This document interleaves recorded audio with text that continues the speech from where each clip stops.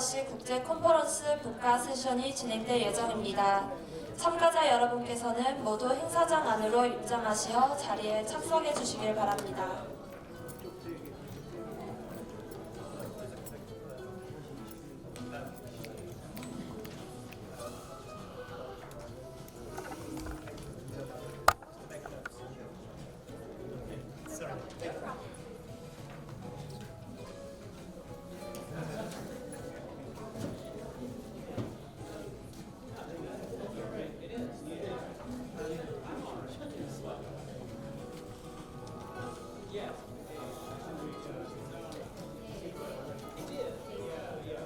통역이 받으시는 분들을 계속 받아주시고요. 행사는 시작하도록 하겠습니다. 안녕하십니까. 저는 사회를 맡은 시청자 미디어 재단 미디어 교육부 최동수 부장입니다. 반갑습니다.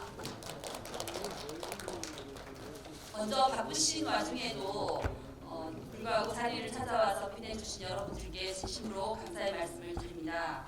본 분과 세션은 디지털 플랫폼 시대 유튜브와 미디어 리터러시라는 주제로 준비가 되었습니다. 이 주제는 올해 한 해 동안 여기 계신 연구진 분들이 열과 성을 다하여 준비를 해주셨고요. 저희 시청자 미디어 재단은 이 오늘 개발된 프로그램을 본격적으로 내년부터는 센터 프로그램에 적용할 계획을 가지고 있습니다. 알고리즘 리터러시를 연구하는 벨기에 분들과 한국 연구진들의 발표와 토크쇼를 진행한 뒤에 워크숍 시간을 가질 예정입니다. 먼저 오늘 발표를 해주실 분들이 앞에 지금 자리에 계시고요. 토크쇼 진행 후에 질의응답 시간에 궁금해요 이벤트를 진행할 예정입니다. 갖고 계신 프로그램북 앞 표지에 표지 안쪽을 보시면 QR코드와 링크가 있습니다. 휴대폰으로 QR코드를 찍으시면 질문을 할 수 있는 페이지가 열리게 됩니다. 이 페이지를 통해서 질문을 올려주시면 질의응답 시간에 소개도 하고 답변을 드리도록 하겠습니다. 그리고 채택되신 분들께는 작은 경품도 준비되어 있으니 많은 참여 부탁드립니다. 다 착석을 하셨으니까 분과 세션을 본격적으로 진행하도록 하겠습니다. 무대에 앉아 계신 오늘의 발표자 분들께 큰 박수 부탁드립니다. 분과 세션 진행은 경희교육대학교 미디어 리터러시 연구소 소장이신 정현선 교수님께서 진행해 주시겠습니다. 감사합니다. 네, 안녕하세요. 제가 소개받은 경희교대 국어교육과 교수이고 미디어 리터러시 연구소를 얼마 전에 설립해서 소장을 맡고 있는 정현선입니다. 저희 세션에 참여해 주시기 위해서 오신 분들을 환영합니다. 저는 이 세션은 벨기에와 한국의 미디어 리터러시 연구자, 그리고 시민단체 활동가, 정책 실행자, 그리고 교사들이 함께 참여하여 이제 진행되어 왔습니다. 이 세션에서는 현대 디지털 플랫폼의 대표 주자라고 할 수 있는 유튜브의 정보 추천 알고리즘에 대한 비판적인 이해를 위해서 벨기에와 한국 연구진이 공동으로 개발하고 있는 또 따로 그 실정에 맞게 개발하고 있는 그런 알고리즘 리터러시 교육 프로그램의 내용과 그 개발의 과정을 소개하고자 합니다. 그래서 저희가 연구 개발하고 있는 교육 프로그램은 앞으로 초등학생, 그리고 중학생, 고등학생, 성인 등 다양한 연령층의 사람들이 이런 유튜브로 대표되는 그런 정보 추천 알고리즘을 좀 만들어보는 그런 미션을 수행하는 게임에 참여함으로써 그 과정에서 정보와 문화 콘텐츠가 유통되고 있는 디지털 플랫폼의 작동 원리에 포함되어 있는 기술과 제도의 이해가 중요하다라는 것을 깨닫는 계기를 마련하는 데 목적이 있습니다. 이 게임의 이름은 오늘 경험하실 것은 유튜브의 추천 알고리즘을 만들어보자이고요. 이 세션이 끝난 후에 잠시 휴식 시간을 가지신 후에는 여러분들이 직접 워크숍에서 그 게임을 플레이해 보시는 그런 체험을 하시게 될 겁니다. 그래서 이 세션에서는 오늘 지금 시간에서는 이 게임이 어떤 사람들에 의해서 어떤 목적으로 그리고 어떤 과정을 거쳐서 개발되었는지에 대해서 소개하고 여러분과 함께 그 의미를 논의하고자 합니다. 예, 보시는 것처럼 이제 유튜브는 어느새 이제 전 연령을 아울러서 한국에서 가장 많이 이용되는 디지털 플랫폼이 되었습니다. 그래서 디지털 환경에서의 미디어 리터러시 교육이 새로운 좀 전환이 필요하다라는 것을 어제 프로그램의 이제 키노트 스피치라든가 여러 발표를 통해서 우리가 이제 공유를 했었고요. 그래서 이런 정보가 추천되는 알고리즘과 그 원리에 대한 비판적인 이해와 관심이 필요하다고 생각합니다. 왜냐하면 이로 인해서 가짜 뉴스라든가 그런 여러 가지의 문제들도 이제 커지고 있고요. 그래서 이런 것과 관련해서 체크리스트라든가 이런 것들에 대한 개발과 활용도 많이 이루어지고 있지만 단지 그런 팩트 체킹뿐만 아니라 그 작동 원리가 어떠한가 시에 대한 그런 근본적인 이해가 이제 필요하다고 생각을 합니다. 왜냐하면 우리가 이제 앞으로 살아가고 있는 이미 사실은 알고리즘에 의해서 작동되는 그런 기계가 작동하는 그런 정보 추천의 시스템이라고 하는 것은 우리 일상생활 속으로 깊이 들어와 있고요. 그래서 지능정보 사회라는 말이 쓰이고 있는데 이런 시대에는 디지털 미디어 정보에 대한 비판적인 이해, 우리 머릿속으로의 영향, 우리 머리와 그다음에 우리의 삶에 우리의 어떤 의사결정에 영향을 미치는 정보가 어떤 메커니즘을 통해서 우리에게 오고 있는가에 대한 비판적인 이해가 필요하다고 생각합니다. 그래서 이제부터 참여자 소개를 제가 앉아서 드리겠습니다. 네. 그래서 저희 연구팀은 여기 이제 벨기에에서 오신 분들이 이제 계시고요. 또 이쪽에는 한국에 계신 분들이 계십니다. 이 안에는 연구자, 교육자, 그리고 정책 기반자, 시민단체 활동가들로 다양하게 구성이 되어 있습니다. 우선 이제 벨기에 팀 먼저 이제 소개를 좀 드리겠습니다.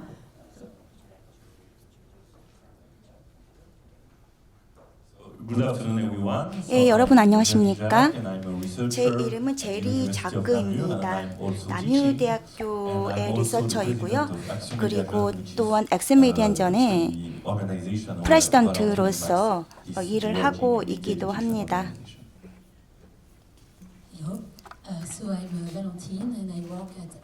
안녕하십니까? 저는 발렌틴입니다. 저는 비영리 조직에서 일을 하고 있고요. 네트워크와 미디어 교육과 관련된 활동을 하고 있습니다. 여러분 안녕하십니까? 저는 막심입니다. 저도 같은 기관에서 왔습니다. 저는 안소피 콜라르이고요. 저는 나무대학교의 교수입니다. Hi, I'm Jeremy Grossman and I'm researcher at the university. 예, 저는 자라미이고요. 저도 리서처로서 일을 하고 있습니다. 앞에 마이크가 있다는 걸 제가 잠시 잊어버렸습니다. 자, 이제 한국팀을 제가 좀 소개하도록 하겠습니다. 한국팀도 이제 미디어 리터러시 연구와 교육, 정책 실행 과정에서 오랜 기간 동안 같이 서로 협력을 해왔었던 분들로 구성이 되어 있습니다. 한 분씩 돌아가시면서 각자 간단하게 소개를 부탁드리겠습니다. 저는 아까 소개를 했으니까 넘어가도록 하겠습니다. 네, 안녕하세요. 저는 한국정보화진흥원 디지털 포용본부에서 일하는 오연주라고 합니다. 많은 분들이 디지털 문화본부 포용본부를 조금 아실 것 같기는 한데 주로 뭐 사이버 윤리 그리고 스마트폰 과외존, 격차 해소 관련된 교육을 하고 있고요. 미디어 교육은 아니고 미디어 관련 교육이라고 할 수 있을 것 같은데 좀 이런 교육들이 이용자의 문제점을 지적하고 계도하고 훈련을 시키려는 그런 교육이었던 반면에 좀 앞으로는 그런 계도적이고 윤리적인 규범을 가르치는 교육보다는 좀 기계와 그 기술과 그 이면에 있는 그 사회적인 영향력들을 배우는 것이 더 중요하다고 생각해서 이번 그런 연구에 같이 참여하게 되었습니다. 네, 안녕하십니까. 저는 시청자 미디어대나 인천센터에서 학교 미디어 교육 업무를 담당하고 있는 최민영 선임입니다. 제가 주로 맡고 있는 업무는 학생들의 미디어 교육이어서 자유학기제나 동아리 미디어 교육을 학교에 강사를 파견해서 지원을 하고 있고 또 관련해서 이번 이 프로젝트는 학교 미디어 교육의 제작 중심의 프로그램에서 좀 넘어나서 이제 좀 학생들이 미디어를 어떻게 주도적으로 활용할 수 있는지에 대한 교육을 개발을 하는 과정에서 이 프로젝트에 참여를 하게 되었습니다. 네, 반갑습니다. 안녕하세요. 저는 경인교대 컴퓨터교육과 교수 허경이라고 합니다. 그리고 저 경인교대 미디어 리터러시 연구소에 참여하고 있고요. 저는 이번 프로젝트에서 벨기에 팀에서 제안한 알고리즘 리터러시 교육에 컴퓨팅적 사고를 결합해서 뭔가 소프트웨어 교육과 접목할 수 있는 융합해서 할 수 있는 부분을 제안을 했고요. 또한 또 게임을 개선할 수 있는 부분에 대해서 아이디어를 내고 실행해 보겠습니다. 안녕하세요. 경기도 교육연구원에서 일하고 있는 김아민이라고 합니다. 저는 주로 학생들, 어린이 청소년의 미디어 문화에 대한 연구를 진행을 하고 있고요. 이 프로젝트에 참여하게 된 계기는 어린이들이나 청소년들이 유튜브를 쓰나 어떻게 화면화를 이야기할 때 주로 읽고 쓰는 어떻게 쓰고 어떻게 만드는지만 이야기를 하게 되는데 바탕이 되는 플랫폼에 대한 이해를 조금 더 도와줄 수 있는 교육 프로그램이 될 것 같아서 참여하게 되었습니다. 반갑습니다. 네, 그래서 사실 저희 팀이 굉장히 좀 재미있게 구성이 되어 있어서 소개를 드리고 싶었고요. 이제부터는 저희 연구팀의 오연주 박사님께서 이 연구의 이론적 배경과 연구팀의 이제 구성에 대해서 조금 더 간략히 말씀을 해주시겠습니다.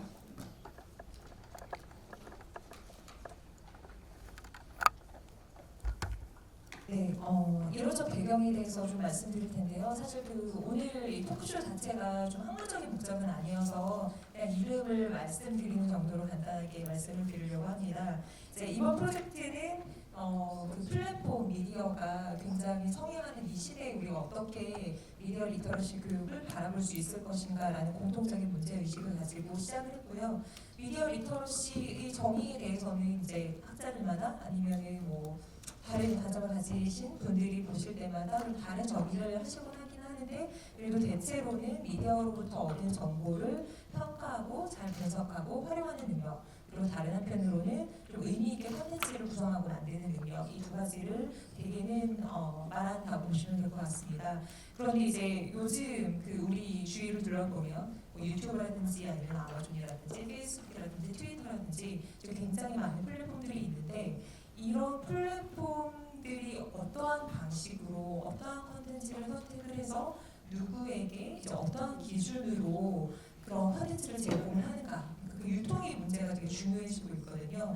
그래서 예전에 미디어 리터러시 교육이 좀 텍스트의 분석, 해석에 초점을 맞췄다면은 저희는 거기에서 조금 더 나아가서 그 미디어 플랫폼 뒤에서 작동하는 원리들을 아는 것이 조금 더 중요하다고 생각을 해서 이제 미디어 리터러시 교육을 좀 확장하고 싶다라는 그런 생각을 했고요. 그리고 그 미디어 플랫폼 뒤에서 일어나는 일들, 그 이면에서 일어나는 일들을 보기 위해서는 좀 다른 학문적 배경들이 필요할 텐데 그래서 이제 저희가 생각을 해본 것들이 과학기술 사회학이라든지 과학상의 과학철학이라든지 인간 컴퓨터 상호작용 이제 이런 학문 본과들이 있을 것 같습니다. 이런 학문 본과들에서는 과학이나 아니면 기술이 어떤 논리적이고 객관적인 방향성을 가지고 발전하는 것이 아니라 그 이면에는 기술자가 가지고 있는 편견이라든지 아니면 제도적이고 상업적인 그런 다양한 영향력들이 있다라는 것을 보여주는 그런 학문들이고요. 그리고 마지막으로는 맨 마지막에 허경 교수님께서 좀 상세하게 설명해 주시겠지만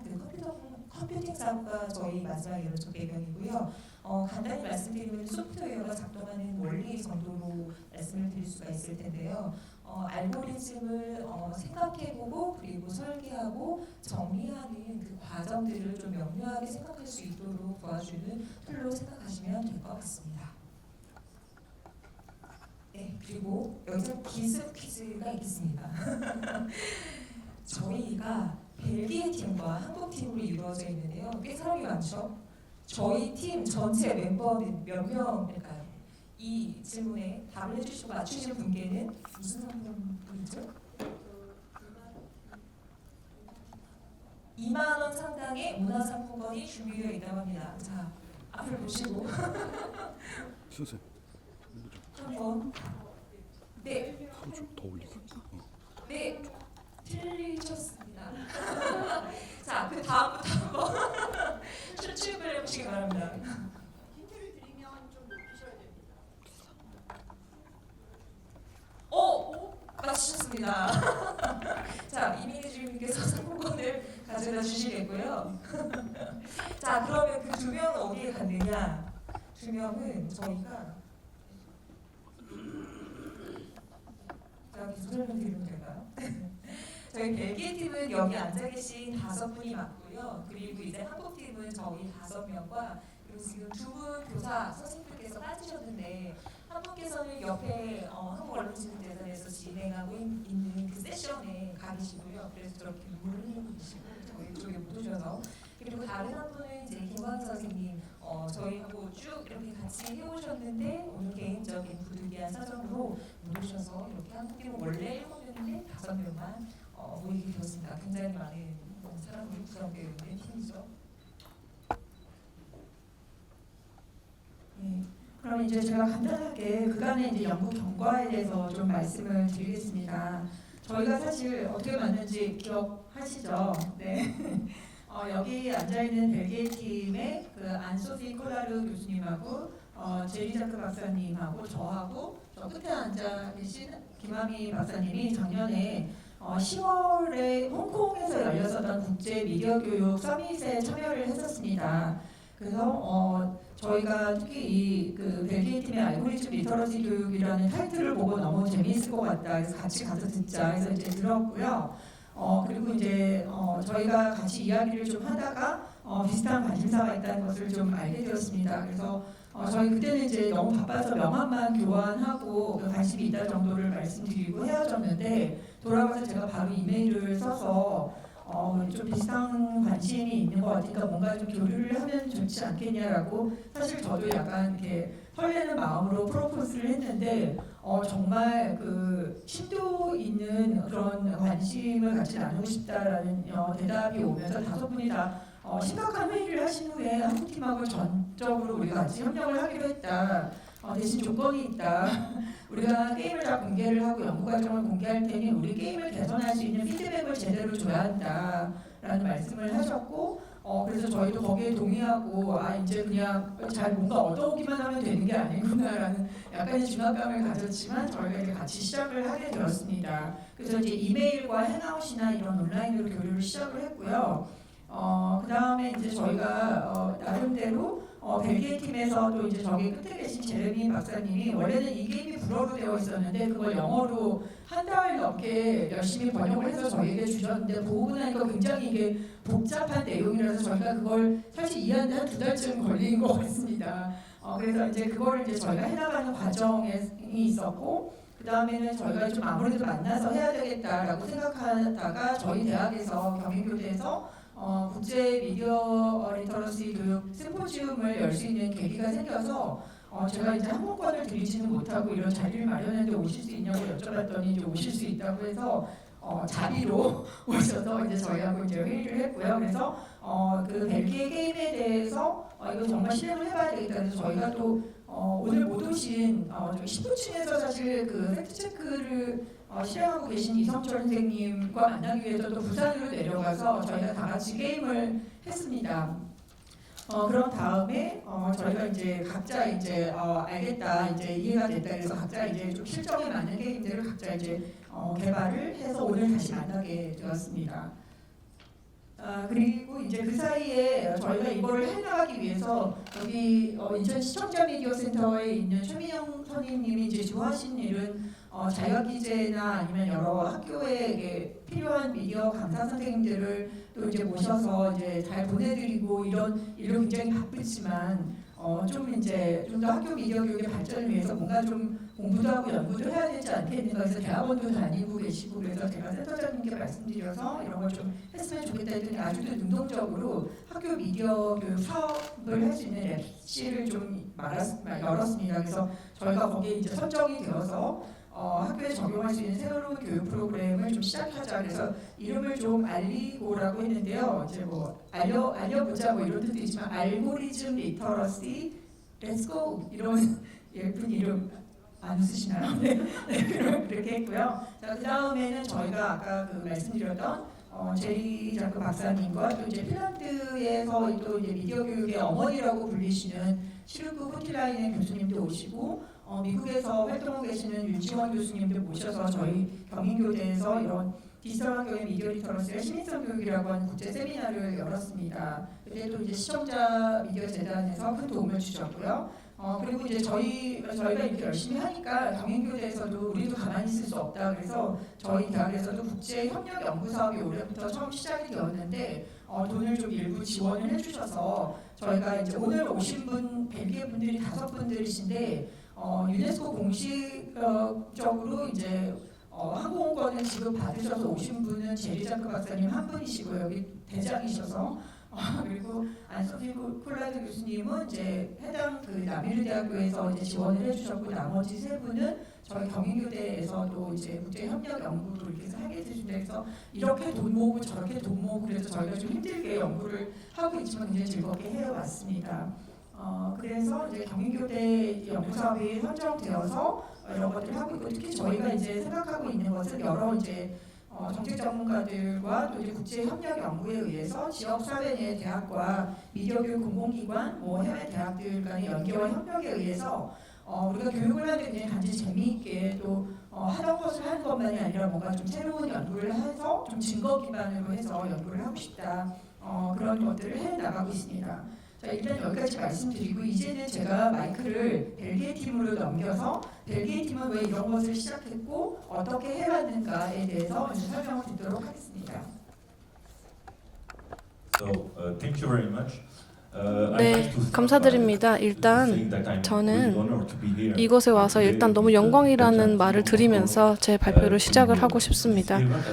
이 이벤트를 꼭 올 수 있도록 초청을 해주셨고요.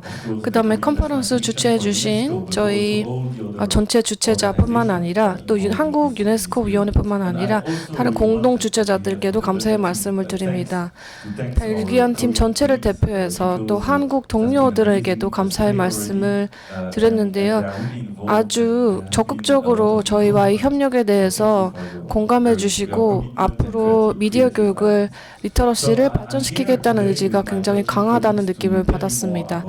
이제는 제가 마이크를 넘겨서 동료에게 저희 벨기에에서 만들어낸 이런 추천 알고리즘에 관련돼서 얘기를 하도록 하겠습니다. 이 프로젝트를 통해서 지금 디지털 여기 슬라이드에 나와 있는 알고리즘이라는 말이 제목이 마련이 되었습니다. 이거는 알고리즘의 입장에서 생각하기라는 뜻인데요. 저희가 보시는 것처럼 3명의 연구자 그리고 2명의 미디어 에듀케이터로 구성이 되어 있는 팀입니다. 일단 최초에는 저희가 함께 협력을 하는 것을 목표로 했는데요. 왜냐하면 서로 각자가 갖고 있는 자신의 입장에서 알고리즘 또는 디지털 미디어, 웹사이트 그리고 애플리케이션, 플랫폼 이런 것에 대한 개인적인 질문들을 공유할 수 있는 기회를 만들고 싶었기 때문입니다. 벨기에에서는 저희는 알고리즘이라는 개념이라는 게 굉장히 화두가 되던 때였습니다. 공공 토론 토의에서 알고리즘이 굉장히 흔하게 등장을 하면서 아주 단순하고 자유롭게 논의가 되었던 시기였기 때문에 이런 알고리즘이라는 개념이 그리고 추천 개념이라는 것을 사람들이 잘 모르는구나라는 것을 이해할 수 있었고요.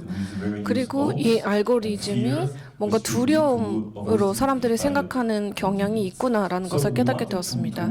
그래서 저희는 이 화두에 대해서 연구를 더 해보자라고 결심을 해보았습니다. 대체 알고리즘이 우리 각각이 개인에게 미치는 영향은 무엇이고 일상에 미치는 영향은 무엇이고 또 사회적 관계에 미치는 영향은 무엇인지에 대해서 공부를 하고 그리고 전체 집단에 미치는 영향이 무엇인지 사회 전반이라든지 기관 또는 경제에 미치는 영향이 무엇인지를 보고 싶었습니다. 그리고 미디어 교육을 하는 사람으로서 이 알고리즘이 무엇인지 이해하는 것이 중요하다고 생각을 했고요. 디지털 미디어에서 어떻게 사용이 되고 있고 기반이 되는 그런 원칙은 무엇이고 도전 과제는 무엇인지에 대해서 이해할 필요가 있다는 것을 느꼈습니다. 그래서 그리고 알고리즘 같은 경우에는 청소년들을 도와서 자신들이 원하는 실용적인 자율적이고 그리고 사회적인 하나의 미디어 유저로서 사용하고 사용할 수 있는 그런 배경을 만들어주고 싶었습니다. 여러분들이 아시는 것처럼 이 연구의 목적은 당연히 저희 청소년을 컴퓨터 과학자로 키우거나 그런 데 목적이 있는 것은 아닙니다. 저희는 이들에게 제대로 된 기본 이해와 경험의 기회를 제공을 함으로써 알고리즘에 관련된 핵심 원칙에 대해서 제대로 이해할 수 있는 배경을 걸 마련해주고 싶었습니다. 이제 슬라이드를 바꿔주시겠습니까? 네, 여러분들이 인터넷을 서핑을 할 때 보시면 항상 알고리즘이 존재한다고 생각하시면 되겠습니다. 예를 들면 여러분들이 관심 있는 컨텐츠를 검색을 하실 때도 알고리즘이 사용이 됩니다. 그래서 저희가 처음 물어볼 것은 바로 알고리즘이 무엇인가 라는 질문이었습니다. 정의는 당연히 굉장히 정형화된 하나의 절차로서 비정형화된 데이터를 정리하는 기준이라고 보시면 되겠습니다. 이것은 엔지니어들과 과학자들이 사용하는 개념이고요. 추천 알고리즘이라고 할 때는 이 알고리즘 6를 통해서 유저라든지 아이템 간의 상호작용을 더욱더 촉진하는 배경과 의도를 가지고 있다라고 보시면 되겠습니다. 이제 다음 슬라이드로 넘어가서요. 이 프로젝트를 일단 보시면 이런 질문들을 저희가 처음에 던졌습니다. 과연 디지털 미디어 리터러시에서 추천 알고리즘이라는 것이 어떤 작용을 하고 있는가라는 것이었습니다.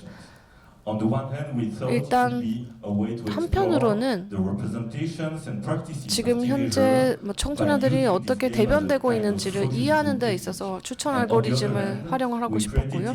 그리고 두 번째로는 이것을 교육적인 활동의 일환으로서 어린 학생들에게 직관적인 알고리즘에 대해서 무엇인지 이해할 수 있는 그런 환경과 과정을 만들자라는 것이 다른 하나의 목표였습니다. 그래서 알고리즘이 사회적, 경제적으로 미치는 영향력에 대해서 이해하게끔 하자라는 것이 목표였습니다. 그래서 저희 이 질문과 함께 액션과 행동을 계획을 했습니다. 실제로 현해지는 현황에 대해서 어떻게 잘 이해할 수 있는가, 추천 알고리즘이 무엇인가, 를 이해하기 위한 뭔가 액티비티를 만들자라는 것이 저의 목표였습니다. 그래서 바로 저희가 연구자뿐만 아니라 미디어 교육을 실제로 실천하는 교육자들과 협업을 하기로 마음을 먹었습니다. 왜냐하면 실제 현장에서 얻었던 교육의 경험이 도움이 될 것이기 때문입니다. 네, 맥스님과 제가 이제 그러면 게임에 대해서 설명을 드리도록 하겠습니다. 이 알고리즘 입장에서 생각이라는 것은요, 펜과 종이가 필요한 게임입니다. 6명에서 한 25명 정도의 학생이 필요하고요. 14세에서 19세 정도의 나이고요. 그리고 이 관계로 이 과정을 보시면 되겠습니다. 이제 원칙을 설명을 해드리도록 하겠습니다. 일단 컨텍스트, 환경을 해야 됩니다. 여러분 유튜브에 오신 것을 환영합니다. 이제 여러분들은 유튜브의 엔지니어입니다.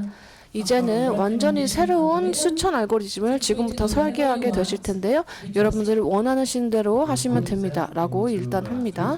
그렇게 하고 나서 세 팀으로 나누게 되죠. 그 세 가지 팀 같은 경우에는 유튜브 뮤직비디오 팀으로 나눠지게 되고요. 이 게임 중에는 10개의 비디오를 동일하게 주게 됩니다. 그리고 15분 정도를 줘서 하나의 룰을 정하게끔 저희가 유도를 합니다. 그래서 비디오를 어떻게 선택하게 할 것인지에 대해서 여러 가지 절차를 통해서 하나의 합의에 이르게끔 하는 것이죠. 그리고 두 번째 단계에서는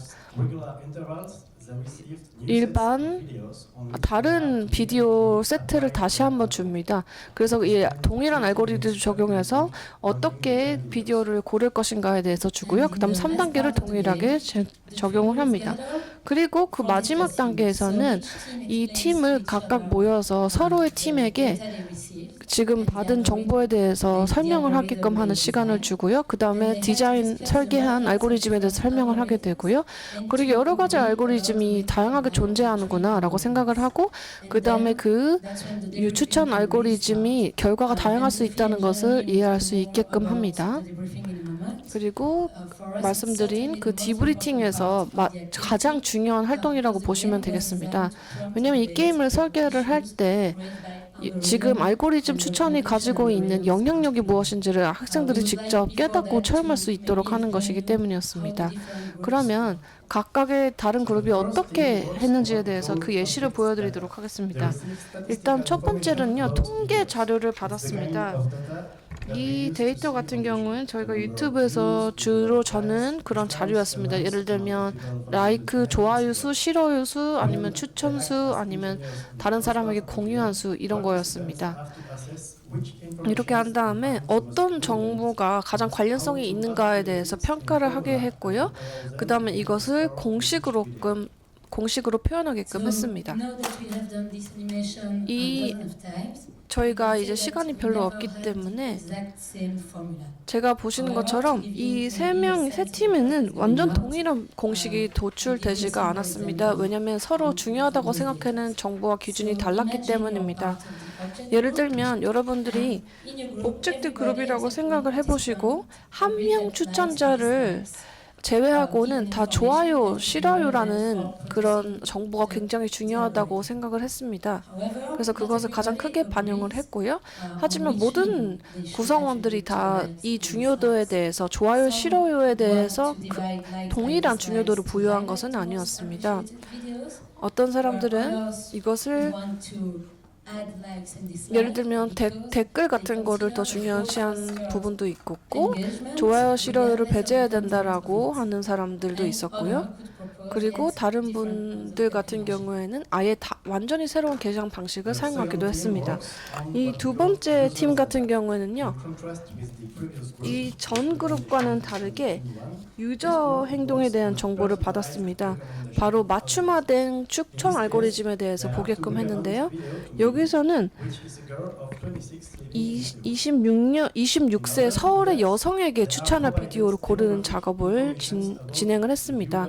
그래서 각 비디오별로 성별, 그리고 나이, 그리고 교육 배경 수준 이런 것들에 대한 정보를 두고 지금 26세 서울 여성에게 가장 적합한 비디오를 찾는 알고리즘을 설계를 해라 라고 했습니다. 그리고 마지막 팀 같은 경우에는 바로 상호작용, 인터랙션에 관련된 알고리즘을 보게 했는데요.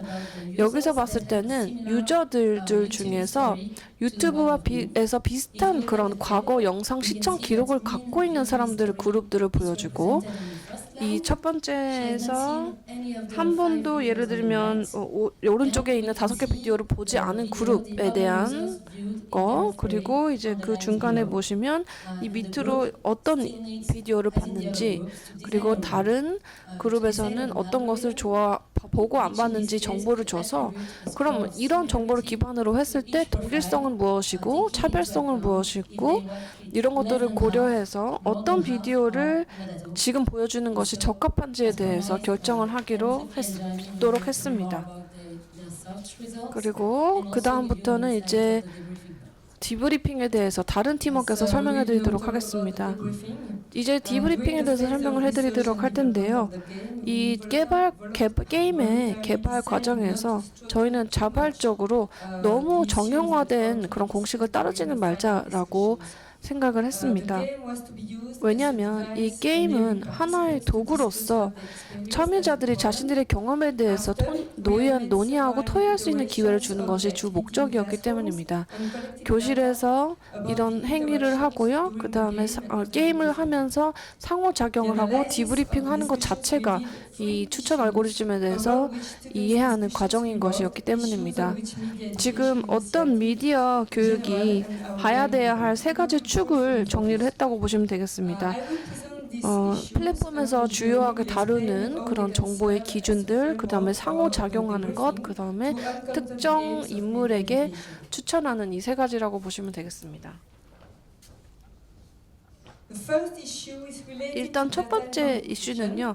당연히 데이터 컴필레이션이라고 하는 취합과 수집의 문제입니다.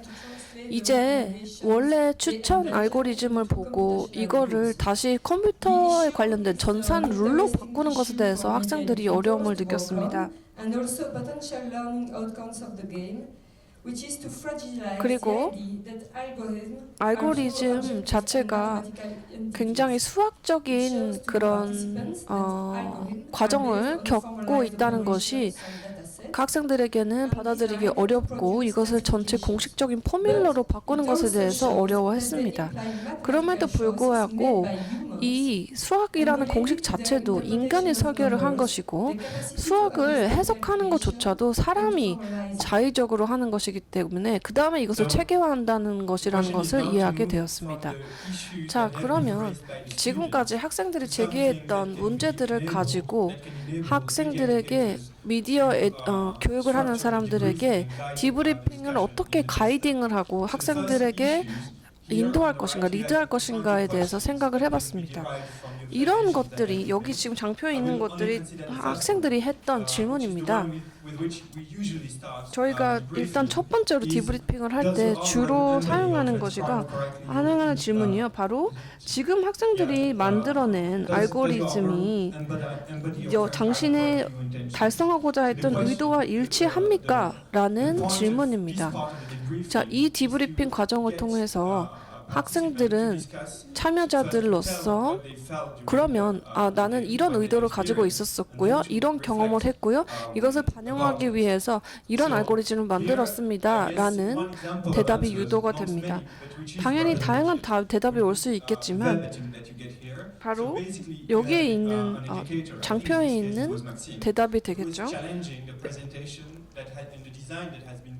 그래서 학생들에게 직접 알고리즘을 설계를 하고 디자인한 거기 때문에 이런 시간을 고려하지 않았네요. 그리고 이런 것들을 최근에 봤던 비디오들은 아직 고려하지 않은 것 같은데 왜 이 부분은 왜 알고리즘 설계할 때 반영을 하지 않았죠? 이런 질문을 하게 되고 그러면 다른 학생들이 이것을 반박할 수도 있고 아니면 다시 돌아가서 우리는 이렇게 해석을 했기 때문에 그 두 개는 그만큼 중요하다고 생각하지 않았습니다 라고 오히려 답변을 하거나 아니면 다시 돌아가서 그러면 그 두 개를 다시 반영해서 추천 알고리즘을 따로 만들어 보겠습니다 라는 반응을 이끌어내고 이런 대화의 과정에서 학생들이 어떤 요소들을 알고리즘 설계를 할 때 반영할 것인지 반영하지 않을 것인지에 대한 그런 사고의 과정을 할 수 있도록 한다고 생각을 합니다. 그래서 당연히 다양한 이슈들도 다양하게 제기될 수 있다고 생각을 합니다. 여러분이 상상하는 만큼이요.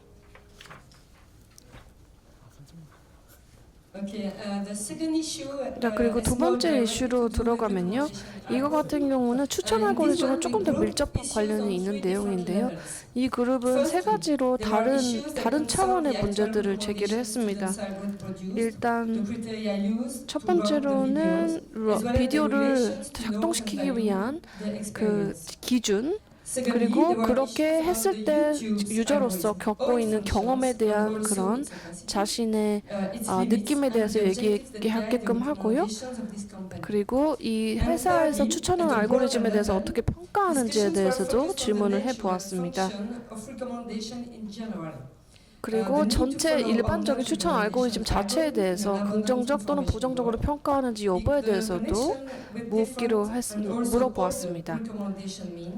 그리고 추천이라는 것이 자신이 유저로서 어떤 역할을 하게끔 제안을 하는 건지 아니면 오히려 더욱더 기회를 주는 것인지에 대해서 생각해 보게끔 했고요. 그리고 사회적인 구성으로서 개인적 또는 회사가 이런 추천 알고리즘에 기여하는 바가 무엇인지에 대해서도 생각을 해보게끔 했습니다. 그래서 학생들이 생각을 한 것이 한 플랫폼을 운영하는 기업과 회사 입장에서는 유저들이 노출되는 콘텐츠를 결정을 하기 때문에 그 파워를 가지고 다른 사람을 통제할 수 있는 힘을 가지는 것이다 라는 것을 이해할 수 있는 과정을 넣게 되었습니다. 당연히 디브리핑에는 다양한 실용적인 툴들이 이용될 수가 있습니다. 첫 번째 스텝 같은 경우에는 학생 참여자들이 게임을 하면서 어땠는지 그 느낀 점을 공유하게끔 했습니다. 그리고 자기가 유튜브를 활용하는 방법에 대해서도 나누게 했고요. 유튜브 추천에 대해서 얼마큼 만족하십니까? 이런 얘기들을 하게 됐는데요. 흥미롭게도 학생들의 대답을 들어보면 어제도 얘기가 나왔는데요. 학생들도 다 알고 있습니다. 어떤 로직과 어떤 메커니즘을 통해서 플랫폼이 자기한테 추천 컨텐츠를 제시하는지를 알고 있습니다. 여기 보면 유튜브 유튜브는 인기가 지금 많은 그런 비디오를 보게끔 합니다. 왜냐면 이렇게 해야 광고비를 가장 많이 얻을 수 있기 때문입니다. 라고 얘기를 하고요. 그렇기 때문에 우리는 그거를 안 보는 게 좋습니다. 왜냐면 광고가 많이 끼어 있을 가능성이 있기 때문입니다. 이렇게 학생들이 대답하는 것을 볼 수가 있었습니다. 그래서 세 가지 정도를 강조하는 게 좋다고 생각을 하는데요. 일단 첫 번째로는요, 금융적 그리고 재정적인 목표를 이런 플랫폼 운영자들이 갖고 있다는 것을 학생들이 이미 이해하고 있다는 것이고요. 그리고 두 번째로는 이 학생들이 그만 보는 것이 어렵다. 이거 유튜브 비디오를 그만 보는 것이 어렵다. 끊기가 어렵다라는 것을 다 알고 있고요. 그 다음에 세 번째로는 이런 뭘 봐야 될지, 그 다음에 뭘 비디오를 볼지를 생각 없이 추천 알고리즘이 추천해주는 것이 굉장히 고맙다라고 생각하는 경우도 많았습니다. 왜냐면 고민하지 않아도 된다라고 대답을 하더라고요. 네, 그 다음에 세 번째 이슈로 넘어가도록 하겠습니다. 이것은 바로 개인의 취향 그리고 추천에 대한 문제였는데요. 이거는 사실 정리하는 것이 학생들이 가장 어려워했던 분야였습니다. 저희가 토론을 할 때 항상 논리적으로 무조건 딱딱 맞춰서 진행되는 것이 아니고 이 취향이고 추천이라는 것이 항상 변화하는 것이기 때문에 더욱더 그랬다고 생각을 했습니다. 조금 더 복잡하고 뉘앙스가 포함된 그리고 역동적인 구성 요소를 이해할 필요가 있다. 그리고 이것은 인간과 환경과 상호작용함으로써 영향을 미칠 수 있는 것이다. 그래서 사람의 사고를 완벽히 이해할 수 있는 알고리즘이라는 것은 존재할 수 없다라고 결론을 내렸습니다. 그래서 저희가 이 게임을 통해서 경험을 하게 하고요. 그 다음 플랫폼을 경험을 하게 하고요. 이제는 학생들에게 세 번째 단계로서 디브리핑을 통해서 이 전체의 다이나믹에 대해서 이해를 하게끔 하는 것입니다.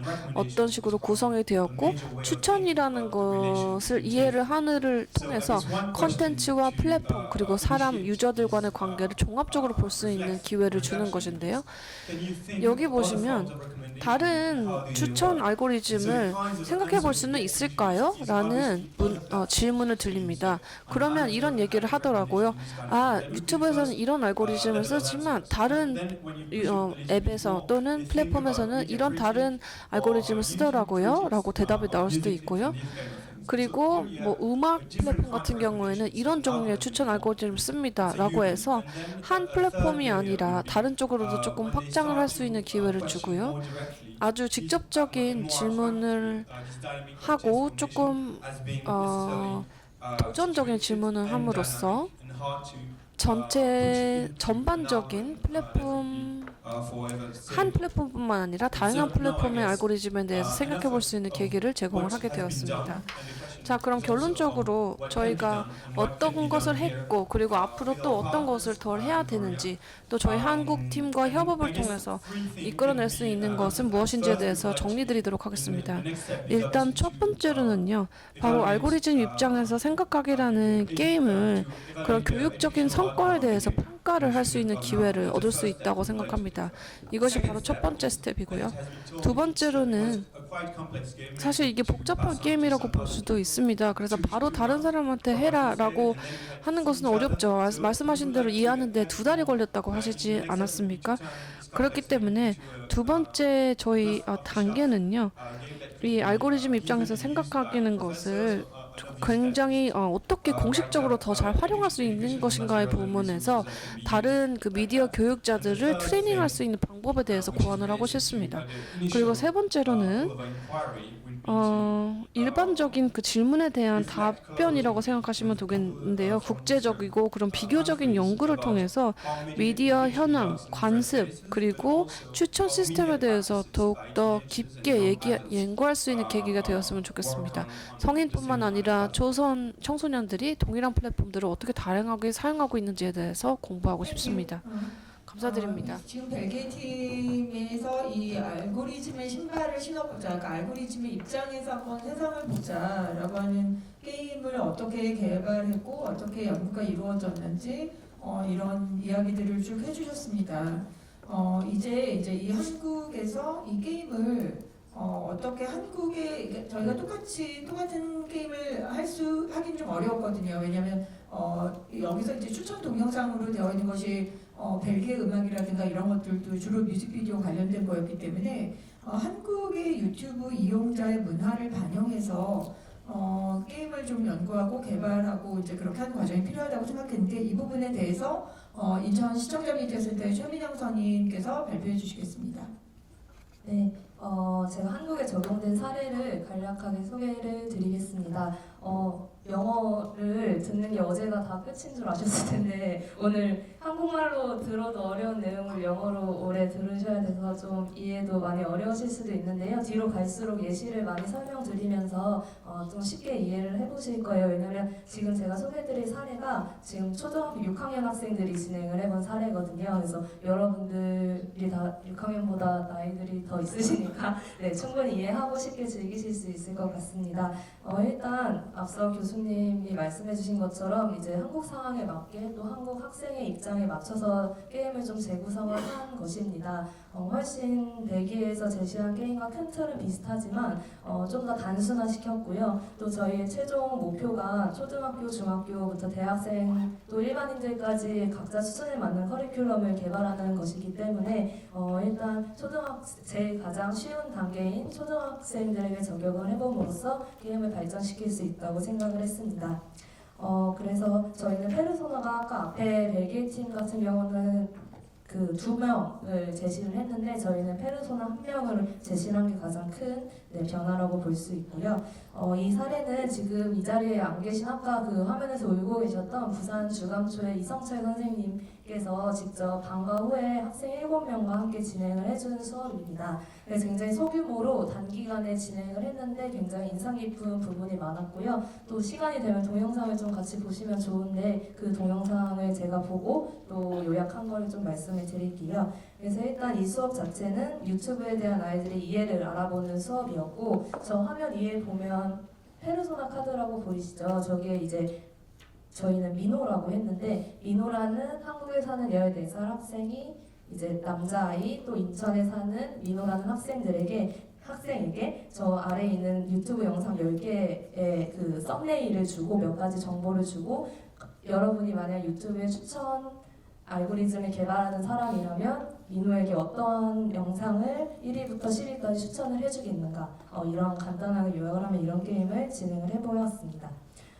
초등학교 수업에서 이제 가장 좀 특이했던 점은요. 좀 초등학교 수준에 맞게끔 그 이성재 선생님께서 직접 질문을 통해서 학생들이 본인이 직접 생각하는 것들을 여기에 반영할 수 있도록 유도를 해주셨다는 점이었습니다. 그래서 너희는 이 민호는 어떤 아이 같니? 이 민호의 유튜브 사용 습관은 어떨 것 같니? 어떠한 기준으로 영상을 추천해 줄 것 같니? 계속 이렇게 유도 질문을 통해서 학생들이 좀 쉽게 이 알고리즘을 이해할 수 있게 지도를 해주시는 점이 인상이 깊었습니다. 그래서 그런 영상이랑 그 페르소나 카드 2개의 정보를 보고 어떤 정보, 그러니까 어떠한 기준으로 어떠한 기준이 어떠한 가중치를 가져서 민호에게 이 영상이 추천될 수 있는지에 대한 수업을 진행을 했다고 생각을 하시면 되겠습니다. 그래서 수업 결과를 보면요. 본시 활동으로 들어가면 그 기존에는 이제 설명 인트로덕션이었다면 이제는 학생들이 직접 이제 손으로 계산을 해보는 시간이 있었습니다. 그래서 저 위에 알고리즘 블록이라고 이제 아무래도 초등학생의 경우에는 그 알고리즘이라는 어떤 이런 구체적이지 않은 실체적이지 않은 거를 이해하기가 좀 어려울 것 같아서 초등학교 수준에 맞는 교구대를 개발을 이성재 선생님이 직접 해주셨고요. 그걸 이제 알고리즘 블록이라고 표시가 해서 잘 보이실지 모르겠지만 왼쪽에 나이, 지역, 성별이라는 어떤 기준이고요. 이제 영상을 추천하는 어떤 기준 그리고 오른쪽에 보면 1.1, 1.3 이렇게 제시한 것이 학생들이 중요하다고 생각한 가중치를 부여를 한 거거든요. 그래서 지금 보면 학생들은 나이에는 1.1을 주고 지역에는 1.3을 줬거든요. 그럼 학생들은 이 학생의 나이 정보보다 지역 정보가 이 학생이 영상을 보는데 더 높은 가중치를 갖고 있을 것이다 라고 판단했다고 이제 합의를 하는 것이고요. 이거를 팀별로 나눠서 모든 별 토의를 해서 이 민호에게 추천 영상을 1위부터 10위까지 추천해주는 활동을 진행을 한 것입니다. 여기서 좀 중요했던 거는 저기 보면 모든별 토의를 통해 알고리즘 블록을 만들었다는 점인데요. 이 모든별 토의 과정이 굉장히 인상이 깊었습니다. 아까 벨기에 팀에서도 그랬지만 이미 학생들은 이런 알고리즘이 어떻게 작동되고 있는지에 대한 원리를 알고 있고요. 자세히는 아니지만 이러한 원리를 적용해보는 과정에서 본인들의 유튜브 사용 습관이나 또 이런 알고리즘에 대한 이런 유튜브 같은 곳에서 제시하는 것들에 대한 정보를 이미 충분히 이해를 하고 또 그거를 입으로 토의해보는 과정 자체가 이 게임에서 굉장히 또 중요한 부분이라고 생각을 할 수 있겠습니다. 그래서 좀 중요하게 이제 학생들이 이제 알게 된 점 공유하는 내용들에서도 굉장히 인상 깊은 이야기가 많았고 뭐 학생들은 또 영상 길이 같은 거에 좀 제가 생각나는 걸 말씀드리면 영상이 짧을수록 더 좋다는 학생들도 있었고요.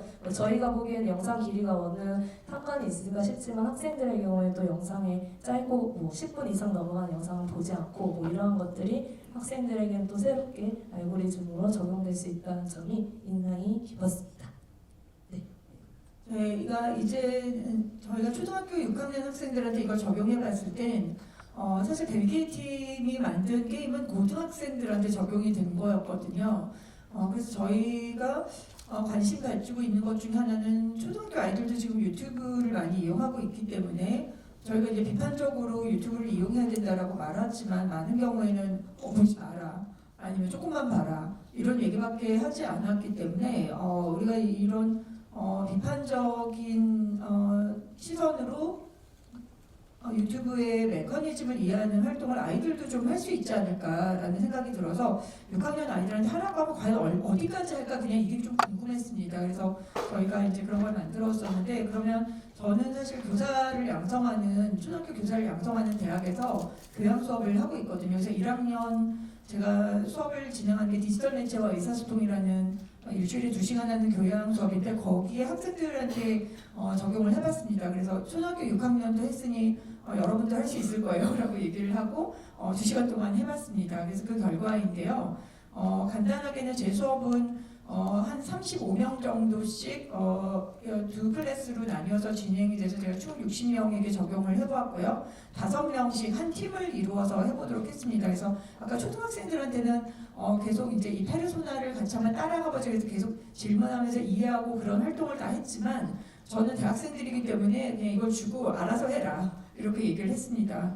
그래서 이제 질문이 있으면 제가 돌아다니면서 질문을 받았고요. 그냥 알아서 잘 하더라고요. 여러분도 잘 하실 수 있을 겁니다.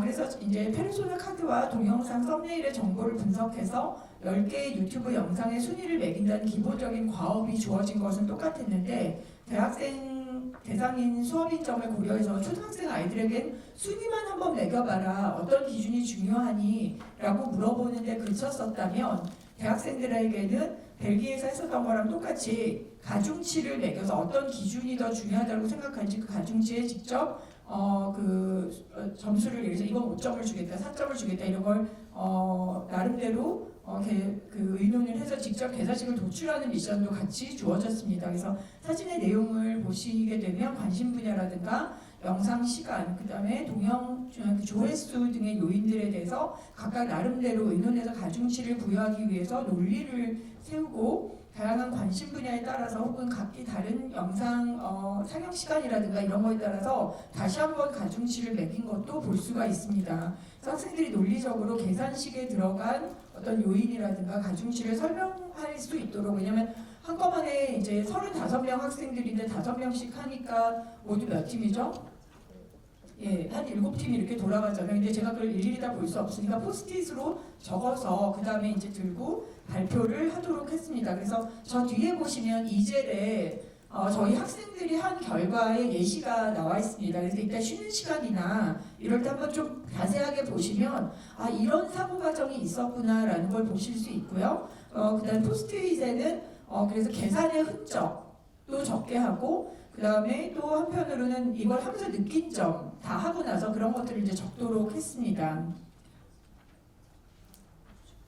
예, 그래서 이제 그것들을 이제 예시로 해서 아까 같은 경우에는 절차가 이제 페르소나를 분석해보고 가중치의 기준을 설정해보고 그리고 가중치를 계산해서 순위를 매기고 그다음에 의견을 공유하는 이런 것들이 있었습니다. 그래서 시간 관계상 제가 다 일일이 말씀을 드리진 않겠는데 그 안에 상당히 많은 어떤 사고의 과정들이 있습니다. 그래서 유튜브의 추천 동영상이 어떻게 해서 나한테 오게 되는 걸까 이거를 좀 신기하다 이 정도로 생각했는데 뭐 이런 메커니즘이 있을 수 있겠다. 이게 정확하게 유튜브 개발자들이 만든 건 아니지만 자기들도 이제 비슷하게 따라가 보니까 이런 걸 좀 관심을 갖게 됐다. 오 신기하다. 사실은 유튜브 개발자들 머리가 진짜 좋은 것 같다. 뭐 이런 생각들도 좀 있었고요. 그리고 실제로 학생들이 굉장히 재밌었던 거는 동점이 나오는 경우에 어쨌든 순위를 1번부터 10번까지 추천 순위를 매겨야 되기 때문에 그걸 조금이라도 동점이 나왔을 때 어떤 거를 우선시해야 될 것인가 이런 거에 대한 논쟁도 좀 있었고 불과 0.5점에다 0.1 때문에 순위가 바뀌고 이런 것들을 좀 경험해 보면서 이게 기준을 세우고 적용해 본다라고 하는 부분에서 어떤 인간의 가치가 어떻게 개입하는가 이런 거에 대한 관심도 볼 수 있었습니다. 자 이제 이런 과정을 거쳐서 저희가 사실 이거는 어떻게 해볼 수 있는가 그래서 페르소나도 그냥 만들어 본 겁니다. 어떤 이론적인 기반이 있는 게 아니고 그냥 대충 만들어 본 거였는데요. 그런 걸 바탕으로 해서 저희가 이번에 좀 제대로 해봐야 되겠다라고 생각해서 한국의 이제 중학생들의 미디어 이용 문화에 대해서 여기 계신 김한미 박사님이 또 작년에 굉장히 깊이 있는 연구를 하셨고 그래서 이제는 중학생을 만나자. 왜냐면 벨기에 팀에서도 동원된 청소년들이 좀 있었습니다. 그래서 제시작가 박사님의 조카라든가 이런 경우가 있었기 때문에 저희가 학생들을 좀 만나고 좀 실제적인 데이터를 해보자라고 해서 이것을 오늘 이따가 쉬는 시간 이후에 여러분들이 직접 일종의 보드게임 형태로 해서 경험하시게 될 텐데 이제 그것과 관련된 말씀을 김한미 박사님께 네, 최민영 선임님이 다시 좀 마이크를 잡겠습니다. 네, 네, 방금 한국에 이렇게 적용한 사례로 지금 이 게임은 계속해서 개발이 되고 있고 As 오늘 I 오신 여러분들도 shared, 이제 실시간이나 the game is 오프라인이나 being further 팩하고 developed in 적극적으로 Korea 이제 so that we can 의견을 come up with a 주시면 better 저희가 plan that will be 프로그램 more suitable for 입니다. Korea 그래서 as 계속 well. 개발이 되고 있는 것이기 So 때문에 it is an 혹시 이걸 ongoing 사업적으로나 project.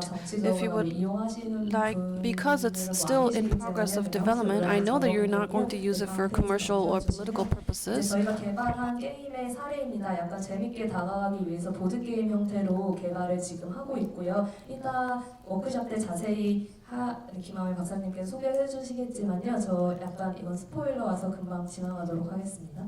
네. 이따 재밌게 다 가시면 안 되니까요. 네. 이따 꼭 참여해 주시기 바랍니다. 네, 그래서 지금 아까 방금 벨기에 팀에서 벨기에 게임이 어떻게 적용이 됐는지 이 똑같은 표를 보여주시고 설명을 해주셨는데요. 저희 한국 게임도 마찬가지로 이제 처음엔 인트로덕션 그래서 게임의 룰을 설명을 하고 그 다음에 비커밍 엔지니어 이제 엔지니어 유튜브 개발자의 입장이 되어서 어떤 가중치와 요소를 정하는 작업이 진행된 후에 디벨로핑 알고리즘 이 과정에서 계산식을 세워보고 어떠한 가중치에 대한 그 영상의 점수를 매겨보는 과정을 진행한 후에요. 이제 제일 중요하다고 아까 벨기에 팀에서도 굉장히 오랫동안 설명해주신 디브리핑 이 과정이 지금 현재 저희 게임이 가장 어렵기도 하고 어떠한 활동이 있을지 계속 고민하고 있는 지점이기도 합니다. 그래서 특히 여기 디브리핑에서 비주얼라이징 띵킹 프로세스를 이제 하는 것, 이제 이러한 알고리즘의 과정 자체를 이제 좀 시각화해서 좀 더 이제 수용자들이 쉽게 이해할 수 있도록 하기 위해서 비주얼라이징 띵킹 프로세스를 저희는 이제 추가를 시켰는데 여기서 이제 제 발표 후에 저희 옆에 계신 허경 교수님께서 컴퓨팅적 사고가 어떻게 반영되는지에 대해서 좀 더 자세히 설명을 해주실 거고요. 그래서 지금도 저희가 이 디브리핑 과정을 계속 진행을 하고 있다는 점을 여기서 말씀을 드리고 싶었습니다. 네. 그래서 계속 후속 연구를 이후에 진행을 할 거고요. 오늘을 계기로 또 많은 의견을 개진해 주시면 반영을 해서 내년부터는 저희 인천 시청자 미디어 센터나 저희 전국에 있는 센터에서 이런 교육이 좀 많이 전파될 수 있게끔 노력을 할 거고요. 또 특히 지금은 초등학교, 중학교 수준의 게임이 개발되어 있기 때문에 12월에는 또 고등학교 대상 교육을 시범 교육을 또 진행을 할 예정이고 미디어 교사분들, 강사분들의 다양한 의견을 해서 계속해서 추천 알고리즘을 만들어보는 게임을 개발을 할 예정입니다.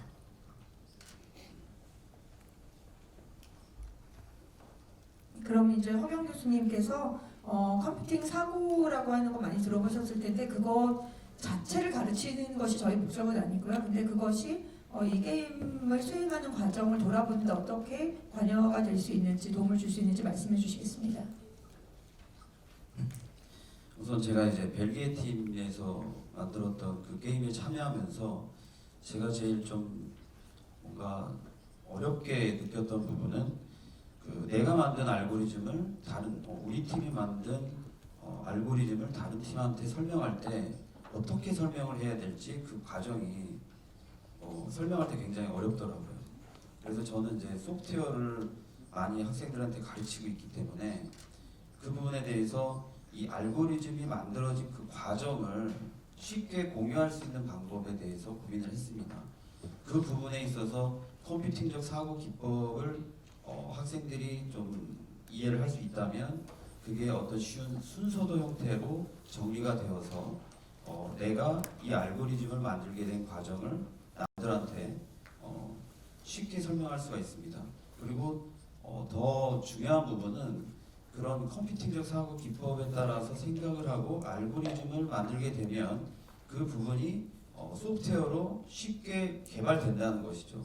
그래서 이 알고리즘을 고민해보는 활동에서 끝인 것이 아니라 그것이 소프트웨어로 쉽게 개발이 된다라는 것까지 이 교육용 프로그래밍 언어 도구인 이 스크래치로 해서 그 만들어지는 과정을 이 자료에 담았습니다. 그래서 여기 컴퓨팅적 사고에 보면은 문제분해, 패턴 인식, 추상화, 알고리즘화라고 하는 네 가지 큰 사고 기준이 있습니다. 어떤 문제 해결 전략이라고 할 수 있는데요. 이 네 가지 전략을 바탕으로 해서 우리가 이제 유튜브에서 추천할 동영상 정보를 평가 알고리즘에 따라 선정한다라고 하는 하나의 주어진 문제를 해결하는 데 있어서 첫 번째 이게 출발점이 되겠습니다.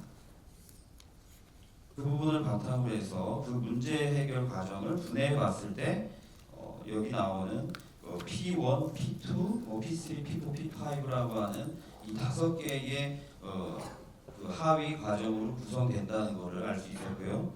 이 네 번째 있는 P4 블록에 대해서도 그것이 여섯 번째, 일곱 번째 더 하위에 있는 문제 해결 과정으로 또 구성된다는 그 패턴을 발견을 할 수가 있었습니다. 그래서 이런 방식으로 학생들이 이 알고리즘을 이런 순서로 해서 개발하고 이렇게 만들어졌다라는 것을 순서도 차원에서 정리해서 학생들하고 그 내용을 공유하게 된다면 그 자신이 만든 알고리즘을 남들에게 쉽게 더 설명하고 함께 공유하고 또 고민해 볼 수 있을 것입니다. 그래서 이 순서도에 의해서 실제 만들어진 사례를 소개해 드리겠습니다. 문제 해결 과정의 세부 절차에서 첫 번째 추천할 동영상 정보 후보 5종을 찾아서 각 동영상 정보를 선정한 근거 자료를 검색하고 수집한다. 두 번째, 각 동영상 정보를 평가하는 데 필요한 5가지 평가 기준을 선정한다. 세 번째, 5가지 선정 평가 기준에 대해서 각각의 가중치를 부여한다. 네 번째, 이를 통해 가지고 후보 5종에 대해서 각각 채택 점수를 산출합니다.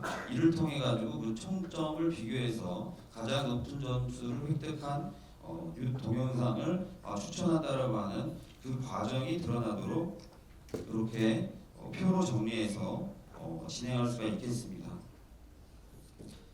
여기 첫 번째 그래서 5개의 평가 기준이 설정된 사례인데요. 1번 동영상에 대해서 첫 번째, 사용자가 기존 시청한 동영상과 키워드 연관성. 두 번째, 동영상의 조회수. 3번, 동영상을 제작한 유튜버의 구독자 수. 4번, 동영상의 평균 시청시간. 5번, 사용자가 기존 구독한 채널과의 컨텐츠 연관성. 이렇게 5개의 평가 기준을 설정하면 평가 가중치, 각각의 평가 기준에 대해서 중요도에 따라서 1점부터 5점까지 설정을 하고 그 부분에 대해서 해당 점수, 매우 그렇다, 매우 그렇지 않다에 해당하는 1에서 5점까지의 점수를 배정해서 그 각 평가 기준별로 점수를 산출해서 총점이 산출됩니다. 이렇게 해서 그 5가지 동영상 후보든 10개가 넘는 더 다수의 동영상 후보에 대해서 그 추천 알고리즘이 동작하는 과정을 과정 자체를 볼 수 있도록 설계할 수가 있습니다. 이 내용을 바탕으로 이 뒤에 있는 나와 있는 자료들은 스크래치 소프트웨어를 이용해서 만들어진 과정을 자료로 제시해 드렸습니다. 이걸 통해서 이제 마지막 이런 순서들을 통해서 마지막에 이렇게 전체 만들어진 소프트웨어 구조가 이렇게 되어 있다는 것을 학생들이 체험할 수가 있고요. 실제 돌아가서 소프트웨어가 구동되어서 실행된 결과도 이와 같이 볼 수가 있습니다. 이를 통해서 알고리즘에 붙이는 것이 아니라 소프트웨어로 만들어진 것까지 학생들이 체험할 수 있다면 훨씬 더 이 알고리즘 리터러시 교육 효과가 향상되지 않을까라고 생각합니다. 네, 제가 이제 이어서 말씀드리면 여러분들께서 질의응답 끝나고 쉬는 시간 마치고 이제 워크숍을 경험을 하시게 될 건데요. 그 워크숍이 가지는 의미에 대해서 조금 말씀을 드리려고 합니다. 저희가 이게 이제 미디어 정보 리터러시 교육의 일환으로 진행을 하고 있는 것이 물론 이제 플랫폼 리터러시라는 표현을 우리가 사용을 했지만 그 교육의 일환으로 진행을 하는 것이기 때문에 사실은 저희가 후소경부로 초등학교, 중학교, 고등학교급에 적용할 수 있는 연구를 진행을 하고 있습니다. 그래서 초등학교 같은 경우에 지금 게임 보시는 걸 진행을 하고 중학교 같은 경우에는 게임하고 나서 캠페인을 해본다든지 우리가 그러면 유튜브나 미디어 플랫폼을 이렇게 바꿔봅시다라고 캠페인을 한다든지 그런 내용들을 아니면 토론을 한다든지 그런 내용을 진행을 하고 고등학교 같은 경우에 거기에 덧붙여서 알고리즘이라는 무엇인가 같은 약간 지식을 전달해주는 그런 교육을 해서 그 교육과 이론과 실제를 좀 연결시킬 수 있도록까지 연결을 구상을 해서 개발하고 있는데요. 오늘 여러분들께 소개드릴 워크숍에서 그 게임은 교강사를 위한 프로그램이라고 생각을 하시면 될 것 같아요. 그래서 여러분들께 실제로 이제 중학교 1학년인 미나라는 페르소나를 대상으로 이제 유튜브 영상을 추천하는 그 활동을 부탁을 드릴 건데 이 활동을 함에 있어서 저희가 연구 속의 연구처럼 작은 연구를 진행을 했습니다. 인천시청자 미디어센터의 협조를 받아서 경기도에 있는 한 학교를 섭외를 해가지고 그 학교에 있는 1학년 학생 4명들을 대상으로 유튜브를 어떻게 쓰고 있는지, 유튜브를 어떻게 생각하는지, 좋아하는 영상은 무엇인지에 대해서 면담을 진행을 했고요. 그 실제적인 자료를 기반으로 한 페르소나를 여러분들께서 이따 워크숍 때 보시게 될 거고 이 페르소나에 대한 정보를 그러니까 여러분들이 중학생들은 유튜브를 이렇게 경험하는구나 하는 실제적인 정보도 아실 수 있게 하는 것을 연구의 목적으로 집어넣고요. 그 다음 슬라이드를 보시면 실제로 이 교육은 미디어 정보 리터러시 교육에서 많이 활용하던 시뮬레이션 활동 중에 하나라고 볼 수가 있습니다. 우리가 센터들이나 다른 교육장에서 제작 교육을 많이 하긴 하는데요. 제작 교육하고 달리 시뮬레이션 교육이라는 것은 그 직접 제작자, 프로페셔널한 제작자의 입장이 돼서 그 사람의 입장에서 한번 만들어 보는 거거든요. 그러니까 내가 만약에 방송국 PD라면 난 이걸 어떻게 만들 것인가 같은 게 시뮬레이션이라고 보실 수 있는데 저희 같은 경우에는 유튜브 알고리즘을 내가 개발하는 개발자라면 어떻게 이런 알고리즘을 만들 것인가 라는 입장에서 한번 여러분들께서 활동을 해보시면 될 것 같습니다. 그런 활동을 저희가 쉬는 시간 지나고 하게 될 것이라는 간단한 안내를 드렸고요. 질의응답으로 넘어가 볼까요?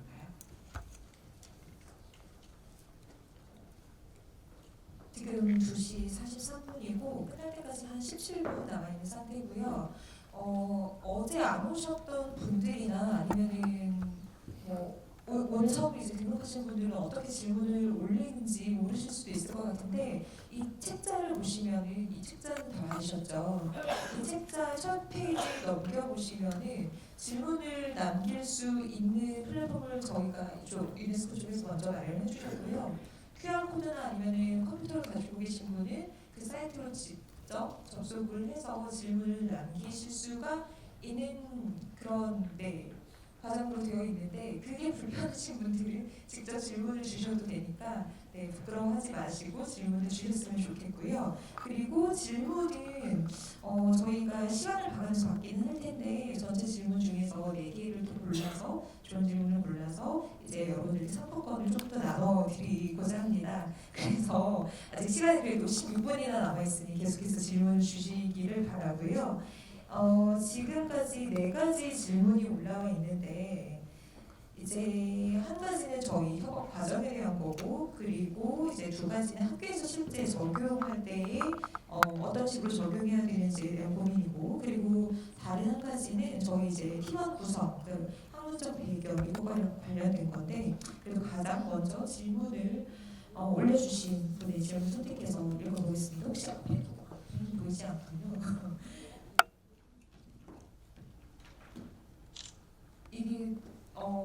손을 들으셔도 되고요. 네. 좀 표시를 해주시면 저희가 좀 질문을 더 구체적으로 여쭤보기 위해서 한 번 더 여쭤볼 수 있을 것 같은데 우선 여기는 이름을 남겨주시지 않으셨기 때문에 교수님께 드리는 질문이지만 사실 저하고도 관련이 되어 있는 것 같기는 합니다.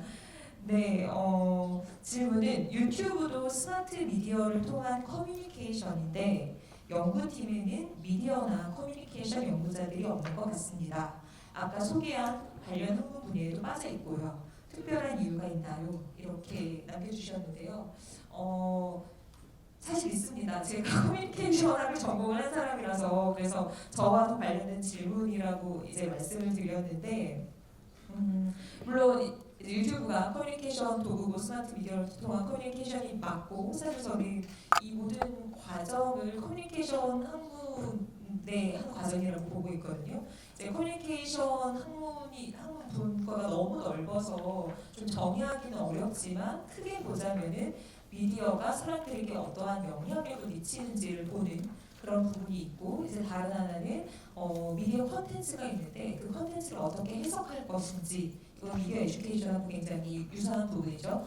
그 부분이 하나가 있고 이제 다른 한 부분은 여기는 미디어 정치 경제학이라고 하는데 이제 미디어의 콘텐츠의 유통과 생산과 그리고 소비 과정이 어떻게 정치적이고 경제적인 맥락을 따라서 일어나는지 이렇게 크게 세 가지 분야로 나눠 볼 수가 있을 것 같고요. 사실 저희가 그 알고리즘 리터러시를 본다는 거, 특히 유튜브라는 그 미디어 플랫폼에서 알고리즘을 어떻게 만들어내고 어떠한 과정을 가지고 만들어낸지를 보는 것 자체는 그 미디어 정치 경제학과 굉장히 많이 연관이 되어 있는 부분이라고 할 수 있을 것 같습니다. 그리고 여기 약간 관련 학문 분야에도 빠져있다라고 말씀을 하셨는데 물론 이제 커뮤니케이션 이론이다라고 하는 것들이 있지만 커뮤니케이션이라는 분야 자체가 굉장히 다학되는 학문이고 뭐 심리학이든 뭐 경제학이든 정치학이든 다른 학문분과에서 워낙에 그 이론들을 많이 가지고 온 그런 학문 분야여서 이게 뭐 단독의 학문 분야라고 하기는 어려울 것 같은데 뭐 과학사라든지 과학철학이라든지 아니면은 뭐 과학사회학 이런 분야들은 다 이제 커뮤니케이션에서 주로 많이 쓰는 그런 이론적 배경들이라서 사실 그 처음에 보여드렸던 이론적 배경들의 커뮤니케이션의 많은 부분들이 녹아 들어가 있는 것 같습니다. 네. 그래서 이분께 근데 저희가 네 상품권을 드리기 위해서는 누가 질문을 하셨는지 여쭤볼 수밖에 없군요. 혹시 네 이따가 네 알겠습니다. 그러면은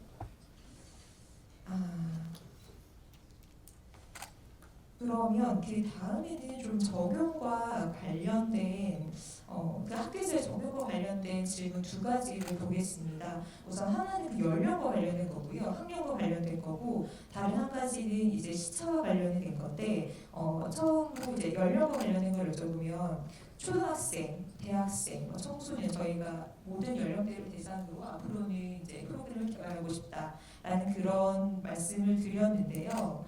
연령별로 어떠한 차이와 특이점이 있었는지 아직 저희가 하지는 않았지만 이제 앞으로 어떻게 할 건지 좀 설명을 드려볼 수가 있을 것 같거든요. 이제 어떻게 저희가 좀 연구를 하면서도 나눴던 얘기들이 있는데 정현승 교수님께서 한철 학생께서 이제 연령대를 어떻게 나누어서 저희가 앞으로 적용을 해볼 수 있을지 이런 것들을 좀 설명해 주실 수 있을 것 같아요.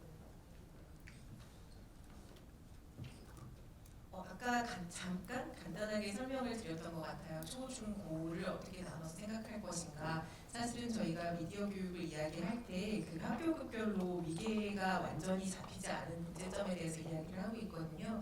저희가 이 프로그램을 개발할 때는 초등학생 대상으로는 유튜브나 각종 이제 미디어 플랫폼에 대한 그 구조에 대한 이해, 알고리즘에 대한 이해에서 멈췄다면 중학생까지 갔을 때는 아까 말씀드린 대로 캠페인을 해본다든지 뭐 토론문을 써본다든지 아니면 무슨 이렇게 바꿔주세요라는 글을 한번 써본다든지 그런 식으로 그냥 이해하고 끝나는 게 아니라 조금 더 바꾸는 활동, 사회적인 사고를 하는 활동까지 연결을 시키는 방향으로 고민을 하고 있고요. 고등학생 같은 경우에는 아까도 살짝 말씀드린 것처럼 그 전문적인 지식을 갖추는 게 상당히 중요한 학교급이라고 생각을 하거든요. 그렇기 때문에 알고리즘에 대한 이해, 아니면 미디어 환경에 대한 이해 같은 지식의 강의가 들어가고 그 강의를 받으면서 내가 이전에 했던 활동이 이런 의미를 가지는구나라고 활동을 다시 반추할 수 있는 그런 시스템으로 지금 계획을 하고 있습니다. 아까 말씀드린 것처럼 그렇게 초, 중, 고에서 끝나는 게 아니고 대학생 경인교대에서 실천했던 대로 대학생을 대상으로도 한번 여러 가지 수식을 만드는 방향으로도 진행을 할 수가 있고 이렇게 큰 틀을 가지고 가는 것과 동시에 여러 가지 그 교과목들이 같이 섞여 들어갈 수 있는 융합교육의 여지가 있기 때문에 그런 부분으로 다양하게 좀 구성을 해보려고 생각 중이고요. 교수님께서 혹시 더 보충? 사실 연령과 관련해서는 꼭 예를 들어 중학생은 여기까지, 초등학생 여기까지, 고등학생 여기까지 딱 나뉘어지지는 않는 것 같습니다. 사실 똑같은 초등학교 아이들이라고 하더라도 그 아이들의 어떤 미디어 경험이라든가 또 어떤 여러 가지 지식적인 또 사회적인 경험이나 그 아이들이 부모로부터 아니면 주변으로부터 얻는 어떤 그 문화적인 자본이나 이런 것들이 굉장히 다르기 때문에 다 잘라서 여기까지가 초등학교다 이렇게 얘기하고 싶지는 않고요. 그리고 사실은 이제 교육학에서 전통에서 나선형 교육과정이라는 게 있습니다. 그래서 똑같은 거라 하더라도 그것을 경험하는 사람에 따라서 또 중요한 것이라고 하면 이제 계속 그 소용돌이가 이렇게 물에서 이렇게 돌듯이 우리가 똑같은 책을 읽어봤어도 이제 몇 년 후에 다시 읽으면 또 이제 본인이 굉장히 다르지 않습니까? 그래서 그런 것을 저희는 좀 생각을 하고 있고 또 이제 다루는 주제에 따라서도 좀 깊이가 달라질 거라고 생각합니다.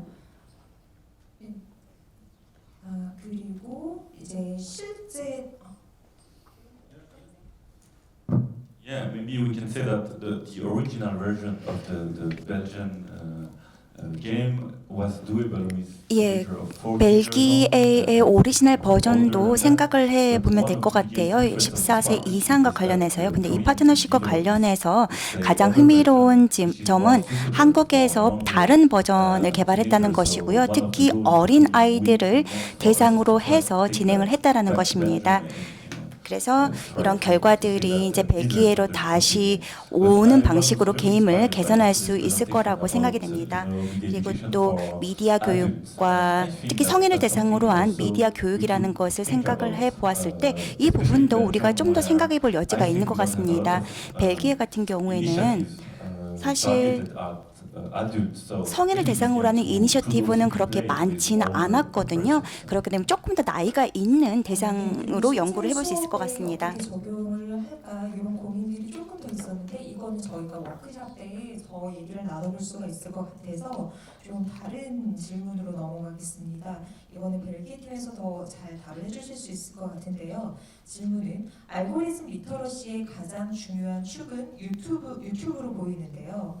실제 학생들은 이 실습 과정 이전에 유튜브 플랫폼에서 가중치가 어떤 게 높은지 가장 궁금할 것 같습니다. 그러니까 실제 유튜브에서 어떤 식으로 이제 알고리즘이 작동하는지 학생들이 궁금해할 것 같다는 생각을 가지고 계신데 혹시 이에 대한 부분도 학생들에게 좀 쉽게 설명할 수 있는 그런 부분이 있을지, 그러니까 실제 유튜브에서 그 알고리즘이 어떻게 작동하는지 제레미가 전문가여서 충분히 대답을 해주실 수 있을 것 같습니다.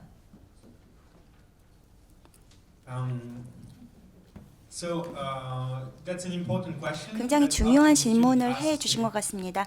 학생들이 종종 이런 질문을 하기는 합니다. 예, 게임과 관련된 것이기 때문에요. 먼저 엔지니어가 어떤 작업을 하는지 이해를 해야 될 필요가 있습니다. 그러니까 테크니컬이라든가 머신러닝에 관련된 부분까지 가는 건 아니고요. 사실 그건 또 다른 게임이 있습니다. 그래서 저희가 작업하고 있는 게임 같은 건 어떻게 보면 완전 다른 거라고 할 수가 있는데요. 첫 번째 질문으로 다시 돌아가서 말씀을 드리자면은 제가 사회학과 그리고 또 철학과 관련된 연구를 하고 있어요. 그리고 또 AI 연구소에서 18개월 동안 연구를 했습니다. 그래서 이러한 추천 알고리즘과 관련된 연구를 심층적으로 진행을 했었는데요. 게임에서 여기서 중요한 것은 적합한 이해를 가지고 있는 것이 중요합니다. 엔지니어는 여러 개의 테크닉을 이용해서 알고리즘을 개발하게 됩니다. 예를 들면 신경망을 이용하기도 하고요. 벡터 머신이라던가 굉장히 다양한 테크닉을 이용을 해서 개발을 하게 되는데요. evaluated by engineers. 그리고 이런 것들은 또 엔지니어에 의해서 다시 한번 평가를 받게 됩니다.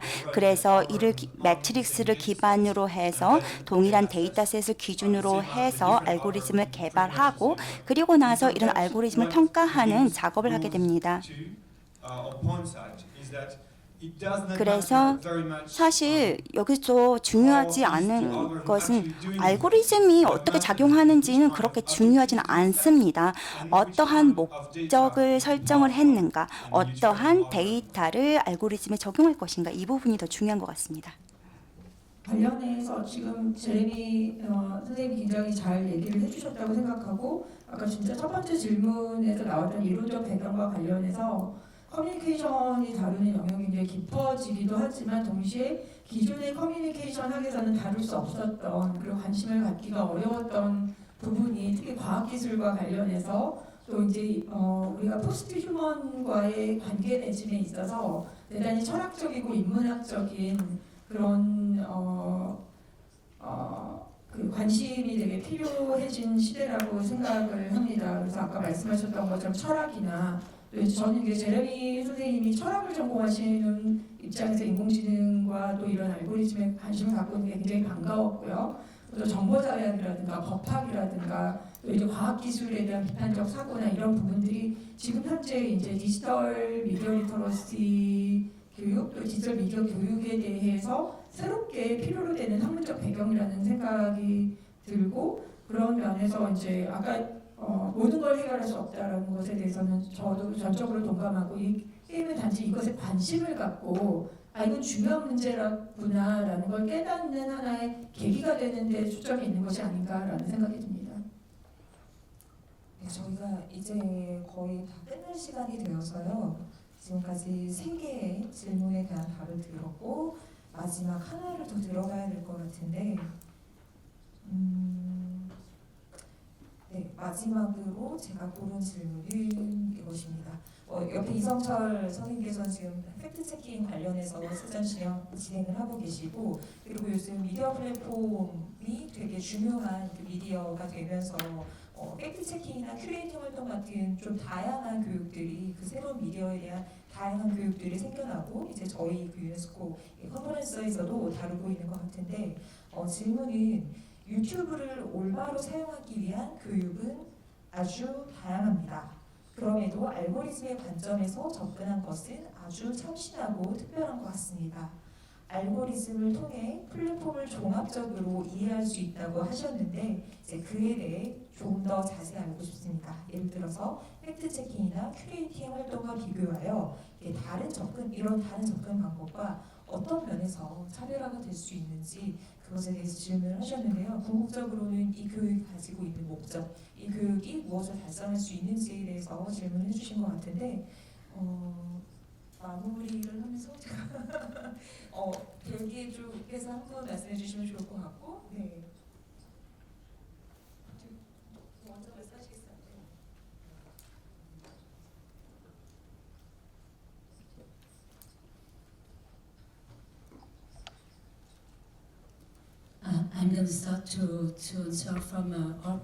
네, 그럼 저희 입장에서 말씀을 드리고요. 저희 이제 미디어 교육자이기 때문에 그 입장에서 말씀을 드리고 그다음 제리미 박사님께 마이크를 넘기도록 하겠습니다. 이 게임의 궁극적인 목적이라고 할까요? 그것은 바로 비평적 사고에 대해서 생각을 해보게끔 하고 그리고 토의와 담론을 유도를 하는 것입니다.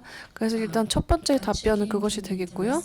팩트체킹도 굉장히 흥미롭다고 생각을 합니다. 그렇기 때문에 저희도 지금 정보의 신뢰성에 관련된 모델을 돌리기도 하고요. 애니메이션을 하기도 하고요. 그렇지만 팩트체킹 같은 경우에는 너무 기본적이라고 생각을 합니다. 이것이 사실이다, 거짓이다. 이것 자체만으로는 교육적이지 않다고 생각을 합니다. 이건 당연히 청소년들이 알아서 하고 그 다음 단계로 나아가서 팩트체킹 이후에 의견과 사실에 대해서 구분을 할 줄 알고 그 이후에 신뢰성에 대해서도 파악할 수 있는 능력을 갖춰야 된다고 생각을 합니다. 이 애니메이션 같은 경우는 조금 다른 것이요. 컨텐츠 자체뿐만 아니라 이 구조가 다르다고 생각을 합니다. 저희가 전체적으로 설계한 구조를 따라가다 보면 아주 큰 콘텐츠에 대한 영향력에 대해서 얼마나 이 알고리즘이 영향력을 미치고 있는가에 대해서 깨닫게 되기 때문에 자신들의 의사결정에 영향을 미칠 수가 있고 애니메이션을 통해서 다양한 관점과 시각을 배울 수 있다고 생각을 합니다. 이런 이 구조, 인프라를 이용하는 것 같은 경우가 더욱더 지금 보편적이지 않은 방법이기 때문에 팩트 체킹도 당연히 좋겠지만 정보의 신뢰도라는 부분에서 오랫동안 저희가 연구해온 분야 중에 하나입니다. 이 부분에서 저희 게임을 개발을 할 때도 이런 정보 신뢰성이라는 분야를 앞으로 더욱더 반영을 할 수 있으면 참 좋겠다라고 생각이 듭니다. 지금 말씀드린 것에서 조금 첨언을 하자면 제가 생각을 할 때 이 알고리즘이 실제로 뭐 가짜 뉴스라든지 아니면 큐레이팅이라든지 사회 전반적으로 담론을 상승해가는 과정에서 영향을 지대하게 미치고 있다고 생각을 해서 그렇기 때문에 왜 알고리즘이 중요한 것인지 그리고 이게 도움이 되는지 예를 들면 어떤 사상이라든지 가짜 뉴스를 퍼뜨리는데 위에 어떤 알고리즘 역할을 하는 것인가 이런 것들을 이해하게끔 하는 것이 중요하다고 생각을 하는데 이것을 아이들이 제대로 이해할 기회가 많이 없기 때문에 저희가 이 추천 알고리즘이라는 것을 주로 해서 게임을 설계를 하게 되었습니다. 저희도 예를 들어서 검색 플랫폼을 많이 이용을 하는데요. 저희가 정보가 어떻게 확산되고 있는지에 대해서도 알고리즘을 보면서도 이해할 수 있다고 생각을 합니다. 일단 지금 말씀님과 발렌틴님이 말씀하신 것에 대해서 첨언을 드리도록 하겠습니다. 저희 게임은 저희가 디자인을 할 때 이런 버블, 필터 버블이라든지 이런 것들을 설명할 수 있게끔 디자인되었다고 생각을 합니다. 그리고 가짜 뉴스의 문제에 대해서도 다루고 있다고 생각을 하는데요. 이 필터 버블을 생각을 하고 그리고 다른 기능들이 복합적으로 작용하는 것이기 때문에 예를 들면 이 게임을 함으로 통해서 일반적으로 미디어가 어떻게 확산이 되고 있고 정보를 선별을 하고 선택을 해서 배포가 되는 것인지 이런 것들에 대해서 생각할 수 있는 기회를 준다고 생각합니다. 어제 여기 이 자리에 계신 분들 중에 키노트 스피치를 들으신 분들이 얼마나 계신지 잘 모르겠는데요. 어제 여기 지금 키노트 스피치를 하셨던 줄리안 세탄브린 교수님도 계시고 캐나다 미디어 스마트에서 이제 디지털 리터러시의 그 프레임워크를 좀 바꾸고자 하시는 이제 매스 존슨 선생님께서도 이제 발표를 해주셨는데 공통적으로 좀 이제 특히 줄리안 교수님께서 하셨던 이야기 중에 우리가 가지고 있는 어떤 리터러시가 굉장히 좀 뭔가 우리 디지털 컨텐츠를 좀 운영하기 위한 굉장히 기능적인 그런 리터러시도 있고 그것을 좀 비판적으로 사고하고자 하는 리터러시로 이제 크리티컬 리터러시라고 하는 게 있었는데 기존에 우리가 가지고 있는 크리티컬 리터러시조차도 한계가 있다. 근데 그것은 또 이제 여기 벨기에 팀에서 얘기해 준 것처럼 컨텐츠 자체에 초점을 두고 팩트 체킹이라든가 큐레이팅 같은 것이 되게 의미가 있지만 그것이 갖는 근본적인 가정 중에 하나가 여기에는 사실이 있고 여기에 사실이 아닌 것이 있다라고 하는 그 근본적인 가정은 좀 문제가 있다고 생각을 합니다. 사실이든 사실이 아니든 그것이 우리에게 오는 그런 방식이 있고 그래서 사실은 우리가 생각해봐야 되는 어떤 비판적 사고가 미치는 영역이 컨텐츠 자체에 대해서 우리가 이게 미디어 텍스트가 가지고 있는 어떤 재현의 문제뿐만 아니라 어떤 이 알고리즘 자체가 사회적으로 구성된 것이다라고 하는 것에 대해서 우리가 이해하는 것이 굉장히 중요하고 그것이 우리에게 이제 새롭게 이런 디지털 플랫폼 시대에 우리가 살고 있는 사람들에게 주어진 도전이라고 생각을 하거든요. 그래서 우리가 플랫폼 리터러시라든가 데이터 리터러시라든가 이런 것이 알고리즘 리터러시와 이제 또 이제 여러 가지 용어들이 이렇게 경쟁을 하면서 우리의 이제 사고들을 좀 흔들어 놓고 있다고 생각을 합니다. 이제 중요한 것은 이런 것들에 대해서 생각해 볼 수 있는 어떤 그 교사의 역량과 그다음에 핵심 질문들, 그래서 학생들한테 이것은 사실이고 이것은 사실이 아니야라고 하는 것을 그냥 밝혀낼 수 있는 그런 기술만이 아니라 학생들이 이거를 어떻게 생각하고 있는지에 대해서 뭔가 결과가 나오면 그 결과를 들여다보고 해석하면서 학생들이 놓친 부분을 질문을 할 수 있는 교사의 힘이 굉장히 중요한데, 저희 이제 벨기에 팀하고 이렇게 저희 사실 일요일날 대부분 들어오셔서 월요일, 화요일날 굉장히 우리가 인텐시브한 아침에 뭐 거의 10시부터 밤 9시 뭐 이렇게까지 이제 저희가 해서 저희 다 잠이 좀 부족한 상태인데요. 그러면서 계속 놀라웠던 건 그런 질문들이었는데 교사가 가지고 있어야 될 일종의 무기 같은 거죠. 그래서 그걸 한꺼번에 다 풀어놓는 게 아니라, 그리고 학생들이 해야 될 게 이 방향이다라는 걸 다 정해놓는 게 아니라 학생들이 사고하고 있는 부분을 계속 관찰하고 따라가면서 그걸 계속해서 이제 그 자극을 주는 이제 그런 부분에서 사실 되게 놀랍고 그게 사실 되게 힘든 과정이라고 이제 생각을 했었습니다. 그래서 그런 말씀을 좀 드리고 싶어서 우리가 그냥 유튜브를 올바로 사용한다라고 하는 전제 자체가 저희가 가지고 있는 가정하고 좀 다를 수도 있겠다라는 생각을 좀 드립니다. 올바로 사용한다는 것이 무엇인가에 대해서 우리가 조금 더 논의가 필요할 것 같습니다. 네, 이제 3시 5분이 돼서 방송 마무리해야 될 시점이 온 것 같고요. 그 4개의 질문에 저희가 답했는데 그 질문하신 분들은 스스로 누구신지 아실 것 같으니 나중에 이쪽으로 오셔서 상품권을 받아가시면 되겠고요. 저희 꽤 많은 질문이 들어왔는데 13개가 들어왔어요. 그래서 좀 놓쳐서 아쉬운 질문들도 있는데 그거는 저희가 워크숍 때도 계속해서 좀 받을 수 있을 것 같으니까 네, 그리고 모두 이쪽으로 접속을 하시면 보실 수 있기 때문에 저희가 워크숍하고 돌아다니는 과정에서 이제 개인적으로 물어보셔도 되고 아니면은 저희가 좀 몇 가지는 공개적으로 질문에 답해도 될 것 같으니 그때 더 진행을 하도록 하겠습니다. 네, 맞습니다. 네, 안내드린 대로 질문이 채택되신 분들은 우측으로 와주시면 상품권을 드리도록 하겠습니다. 그리고 지난 1년간 쉼없이 달려오신 이 10분과 오지 못하신 2분께 큰 박수로 일단 1차 세션을 마치도록 하겠습니다. 수고하셨습니다. 네, 이제 20분간 휴식을 이제 내려가셔도 될 것 같습니다. 네. 3시 20분까지 휴식하시고 다시 이 자리에 모여서 두 번째 워크숍을 진행하도록 하겠습니다.